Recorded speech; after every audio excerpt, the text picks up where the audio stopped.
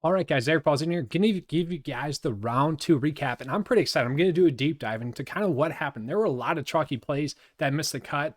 It's kind of fun in that sense, but kind of just crazy. We'll recap that, and then we'll get into the round three showdown picks as well as kind of the weekend picks. Give you guys who are most likely to win, throughout the weekend.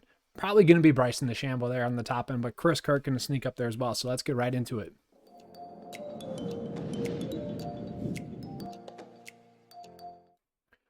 All right, so just gonna be going over the player pool here real quick. I do think we nailed kind of the write up in terms of like why a player would struggle or whatnot. But what's really annoying about this week as a whole is that the value plays were the most predictable once again, and really going from like Chris Kirk down, just the most predictable. And that's really been the theme of 2021, where the top end plays have been the letdown. And I should start off with saying 3 out of 6 was the norm this week in terms of number of lineups, cut percentages.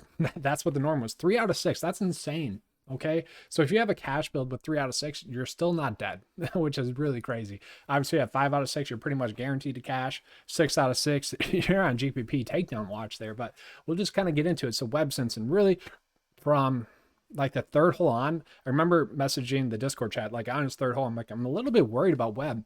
Not as accurate off the tee, not really putting too well. Then we flash forward to the 16th hole. He was +1. And honestly, I was feeling pretty good about him at that point. +1, I'm like, all right, he's probably going to birdie this and he'll be fine. What ended up happening is he piped his drive down the fairway. That ball stuck pretty much. I think it bounced once and then bounced really hard again. That ball stuck. So on his approach shot, his second shot, he hit it and he knew right away it was a mud ball. That ball goes flying into the water, which was unfortunate there. I do think that was more of a circumstance of being unlucky there. I think if that doesn't happen, he birdies that hole and we're, comfortable there. Then he obviously wanted to attack the 17th hole. But still, I don't remember a time where a play like Webb Simpson, that's literally checking all the boxes. The worst stat that he was looking at was like 36th, okay? Top 10 and everything that we're looking at, checking all the boxes. I don't remember a play that was as good as Webb Simpson missing the cut. The 3.5 years I've been covering PGA DFS, I don't remember a play that good missing the cut, which is insane. Patrick Hanley ended up missing the cut as well. He just didn't have it going, and man, he is the toughest golfer to watch as a whole. But Daniel Berger made the cut. Jason Kokrak. So I'm really surprised at Jason Kokrak's ownership, and I'm curious as to what your guys' thoughts are on this as a whole. So I think it was like 6 out of the top 10 most owned players missed the cut. One of those being Tony Finau and Tommy Fleetwood, who I don't get how those two ended up being like the most owned on the slate. They're fine lineup fillers, but no one you would have went out of your way to put into your build. So I found that kind of surprising. But I was really shocked at Jason Kokrak's ownership. And I'm kind of curious your guys' thoughts. Was this a week where for ownership matters for that crowd, or was it a week for ownership doesn't matter, that crowd? Because really, you look at all the top end plays that missed the cut, that tells me that ownership doesn't matter. You shouldn't pay attention to ownership. It's just a waste of time. But also then again, Jason Kokrak was low owned when he should have been chalk.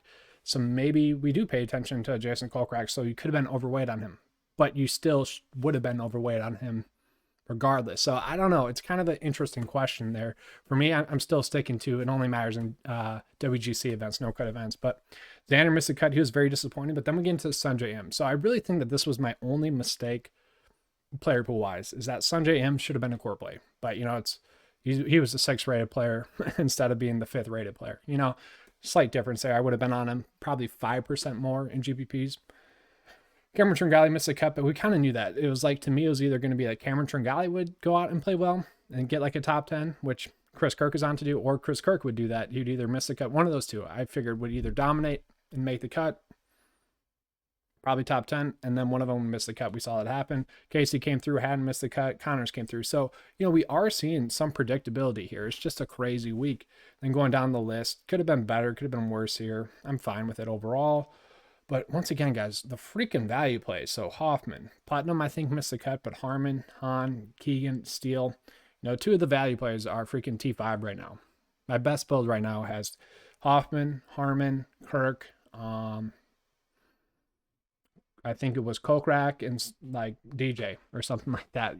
It's been crazy, and that's kind of been the optimal approach. But real quick, before we get into the showdown picks, I just want to show you guys here real quick how you could have used this sheet here on 9 to 5 to really get you guys on the right path here. So one thing that I did as well, this is the only reason why I have a few 6 out of 6 lineups, is that you would have sorted by birdie to bogey ratio, probably did, I don't know, top 100 there.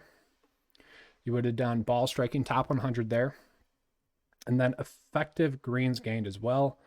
We saw these stats really be the most key, and we kind of thought that would happen. So just top 100, we already have kind of a trimmed down player pool, but then we could have done that and taken that even further, you know, possibly top 50 in ball striking, top 50 in birdie to bogey ratio, and then top 50 in effective greens gained.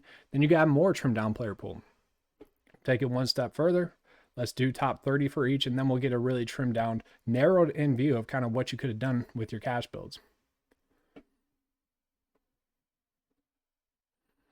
So had you done this, you would have been sitting a little bit more pretty, if you will, because you probably would have went out of your way to get DJ and Rahman there, and then, you know, maybe you would have ended up on Xander, maybe not. Colin Morikawa possibly, Hovland possibly, Cantlay possibly, Scheffler possibly, but on the lower end, you would have definitely ended up on Sanjay. You would have ended up on Neiman. You would have ended up on Palmer, and then possibly Grillo as well. So this is a way that you guys could have used that to make it a little bit more predictable, to make it, I guess, a little bit more obvious to see who you guys should be on. Now, maybe you didn't want to go that crazy with effective greens gained. You could have done top 50 there, and then also done like top 60 in effective drives gained. Get a little bit bigger player pool, a little bit more predictability in there. But that's just kind of how it went. We see really the players that struggle were the players that were bad off the tee. And then they couldn't recover with the rest of their game, and they struggled. That's pretty much the summary of how this tournament went, honestly. It's kind of just crazy there. But we'll get into the round 2 showdown picks here. So we'll just do it again real quick. So in terms of predictability, this tournament was pretty crazy. So let's just look at, I don't know, top 25 in the model. So Chris Kirk there, Sungjae Im there, Bryson there, John Rahm there, Paul Casey there. You know, Zatoris, Connors, those guys are all there. But let's see who missed the cut. Gets pretty crazy. So in the top 20, we had 1, 2, 3, 4, 5, 6, 7. 7 players missed the cut. Top 20 in the model. That is insane. That is a crazy week. Normally it's like maybe 5 at the max. Pretty crazy there. But we can see, you know, we're pretty much on the right track though, because we're nailing the top end as well. It's just a matter of some of these players not playing all too well, not playing well enough, I should say. Just very interesting week in terms of that. And we'll just look at the top stat rank plays. I think that tells us a lot as well, because this is a tournament where we've seen it played here a lot. We know what to look at. So let's see here. Top 20, 5 stat fits. So a lot more miscuts here, and that's why you don't just look at stat rank. But Panic Desire was top 25. Connor's answer, a little bit more in there, I guess. Just overall interesting. It is something interesting to look at. It's definitely a crazy week. Obviously, that's why the norm is 3 out of 6 across DFS contests. But we'll get into the round 3 showdown picks here, and then we'll get into kind of the predictability of trying to find out who's going to win this tournament. So we'll just do round 3 showdown ranks here. Click that in there. But I do hope what I was going over earlier is helping you guys, because that is kind of a way to really narrow down who you want to be on. You know, that's your way of being able to personalize your player pool using the 9 to 5 tool.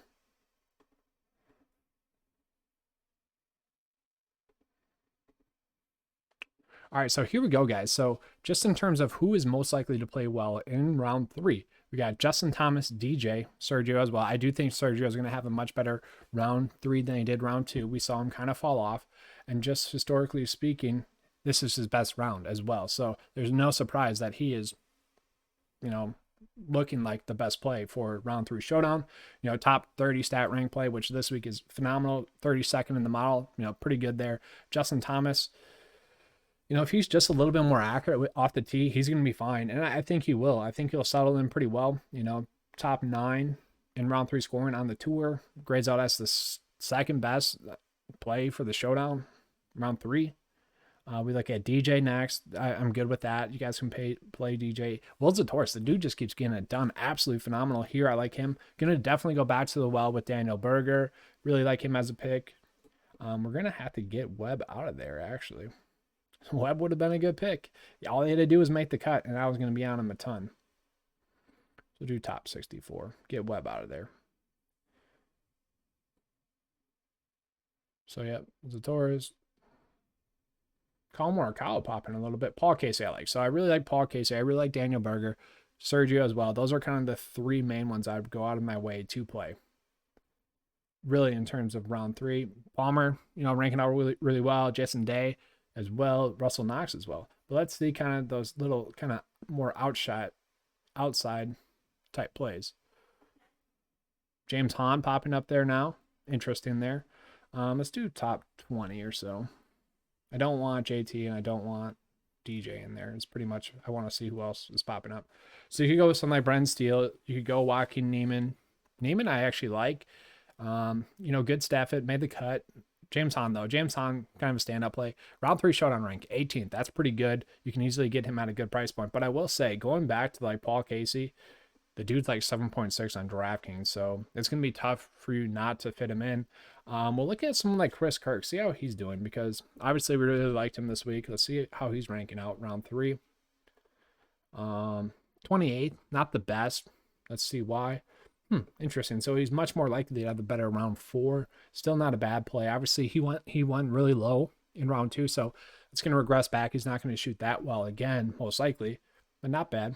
He's ranking out as the second best to win. Wow. That's pretty crazy. Good for him. All right, and then we'll look at Jason Kokrak, another one of the, high exposure plays that made the cut, or he was a core play that made the cut. 64, so let's see why. Okay, so he struggles in the weekend stretch. Interesting. Maybe that's why people weren't on him. Maybe. I don't know. He was a safe play. Just really shocking to me that people didn't end up on him as much. Did they overthink it? I'm really confused at what happened there. Maybe people overthought it with Jason Kokrak. I don't really know there. It's just strange. All right, I clicked on him somewhere where I'm affecting the filter now. There we go. Now I want to look at Sanjay M as well. Top 5, 33rd in Showdown rank, round 3. No, I don't know if I necessarily agree with that. I feel like he's a strong play there. So let's just look at terms of players that are expected to go out and win now. Just looking at after round 3. Get everyone back in there. I think we got a pretty good sense of who we want to be on for round 3 of the Showdown. And I do want to say, did pretty well with round 2 Showdown. Really, Webb let me down there. That was really it. Some of the value plays hit. Obviously, Chris Kirk -7. That was great. Daniel Berger, easy play there. He did well as well. He was really the anchor for me. And then just going back to it as well, guys, a lot of people haven't gotten this message yet, is that a lot of people were on Tony Finau. If they thought that that was the right choice, why didn't they put him in like 50% of their Showdown builds? Because chances are he's going to regress back and play better. I don't know. Obviously, he had his horrible round. He's going to regress back to the mean and play much better in round 2. We saw that. Just another learning example there. I don't know why people haven't figured that out yet. It's a pretty simple concept. But we'll talk about who's expected to go out and win following the round 3. I'm curious to see. I'm pretty sure Bryson's going to be number 1. I'm curious to see where Sergio ends up. And then also like Sanjay M. So all right, I have to filter out some of these guys because they're pulling up as zeros because they missed the cut. So I'm going to have to get those guys out of there. Or I'm just giving them no chance to make to win pretty much is what was happening there. All right, so players that are expected to win. Bryson DeChambeau, still number 1. He was number 1 after round 1, still number 1. Chris Kirk is number 2, kind of surprising to me, but overall, he was kind of casually checking all the boxes, so that makes sense. John Rahm popping as well. No surprise there. Top 14, he's a guy that would have to go low, but, top 10 in the model, top 10 stat rank, that makes sense. Corey Connors as well. Expecting him to have a much better round 2 or round 3. I don't know if you guys remember me touching on it yesterday, is that, he had a good round 1, so I didn't really expect him to have a good round 2. Going back to the regression, we kind of expected him to regress back to the mean a little bit. We saw that happen. Sanjay M. Interesting. Top 5 there. I agree with that. Actually, I really like Sanjay M now. Sergio then. Sergio, I'd probably move up. I don't know. It's tough. you know, he's hitting the ball extremely well. I would probably move him up to like 3 personally.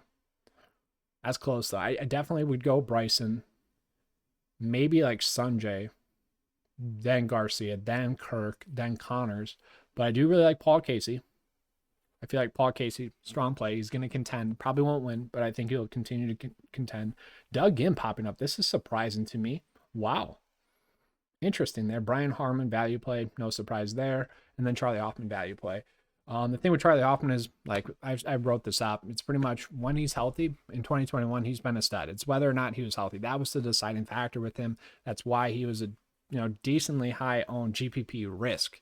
You didn't want to go crazy with it, but it's one of those plays where if he makes the cut, that means he's healthy and he's going to play well. So just overall interesting there. Man, just talking it over though, it is going to be kind of a crazy weekend sweat. I know I think I have like 7% of lines with 6 for 6 across the cut line, a bunch of 3 out of 6, a bunch of 4 out of 6, and a bunch of 5 out of 6. This is overall going to be interesting kind of throughout the weekend to see kind of which players go out and produce. I don't really expect Lee Westwood or Matthew Fitzpatrick to go out and continue what they're doing, as you guys can see based on the data there. But as we've also seen, the data is not always the most optimal approach. So take that with a grain of salt as well. Hope you guys enjoyed this video. Hope you guys have a much better weekend than you did.